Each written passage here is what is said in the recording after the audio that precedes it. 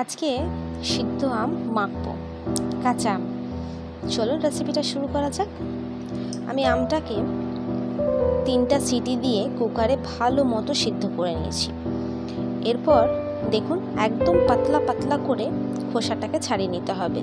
চাইলে হাতে সাহায্য ছাড়ানো যায়, তবে অনেকটা আম কিন্তু নষ্ট হয়। দেখবেন এইভাবে ছুরিতে করে ছাড়িয়ে নিলে আমটা বেশি নষ্ট হয় না, আর ভালো করে ছাড়ানোও যায়।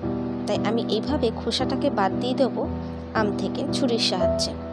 আমার এই ছোট্ট চ্যানেলে যারা নতুন, অনুরোধ থাকবে চ্যানেলটিকে সাবস্ক্রাইব করে পাশে থাকা বেল আইকনটা ক্লিক করে অল নোটিফিকেশনটাকে অন করে দেবেন। তাহলে যে কোনো ভিডিও পোস্ট করার সাথে সাথে আপনার কাছে নোটিফিকেশন চলে যাবে এবং আপনি চটজলদি সেই রেসিপিটিকে এনজয় করতে পারবেন। আপনারা আপনাদের চাহিদা অনুযায়ী যার যতগুলো আমের দরকার সে ততটা নিয়ে নেবেন, ততগুলো আম নেবেন। তবে হ্যাঁ, এই যে আমি একটা আমের করছি, এতে কিন্তু 4 থেকে 5 জন অনায়াসে খেতে পারবে। আর এইটা কিন্তু একটু ঝোল ঝোল হবে, একদম মাখা মাখা হবে না। দেখুন কত সুন্দর খোসাটা ছাড়ানো হয়েছে। এদিকে আমি কিছুটা পেঁয়াজ কুচি করে রেখেছি, একদম ছোট ছোট করে পেঁয়াজগুলো কুচি করে রেখেছি, সেগুলোকেও দিয়ে দিলাম। এখানে দিয়ে দেবো নুন, স্বাদ মতো নুন দেব। টক ঝাল নুন মিষ্টি হলে কিন্তু দারুণ লাগে খেতে।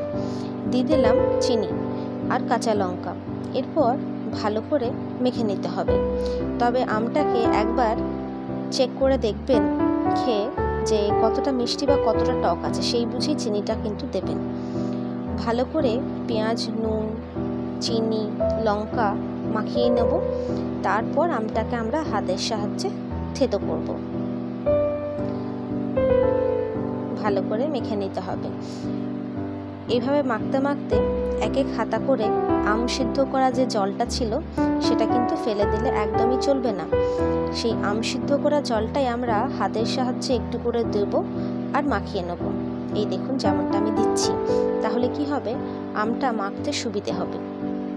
আটি থেকে আমের শ্বাসটা খুব তাড়াতাড়ি বেরিয়ে আসবে, আমাদের মাখতেও সুবিধে হবে আর আমটাও বেশি নষ্ট হবে না। তাই এইভাবে চটকে চটকে আমি ভালো করে মেখে নেব। হ্যাঁ, অনেকের মাথায় আসছে হয়তো মিক্সিতে দিলেই তো হতো, কিন্তু না, একটু একটু আম যদি মুখে লাগে তাহলে কিন্তু মন্দ হয় না। সব যদি একদম গলা গলা হয়ে যায় তাহলে তো আর খেতে ভালো লাগবে না, তাই না? তাই ভালো করে আমি মাখিয়ে নেব। এই তো আটিটা এবারে বাদ দিয়ে দেবো আমি। আটি থেকে সমস্ত আম বেরিয়ে এসেছে, আটিটা বাদ দিয়ে দেবো। তারপর বাকি যে জলটা ছিল আম সিদ্ধ করার, সেই বাকি জলটা আমি অ্যাড করে দেবো এর মধ্যে। তারপর কি গরম গরম পরিবেশন করব ভাতের সাথে।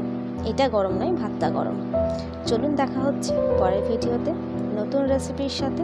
সুস্থ থাকবেন, ভালো থাকবেন, সাবধানে থাকবেন। আর বানানো হলে আপনারা যদি বাড়িতে তৈরি করেন তা কেমন হয়েছে আমাকে জানাতে কিন্তু ভুলবেন না।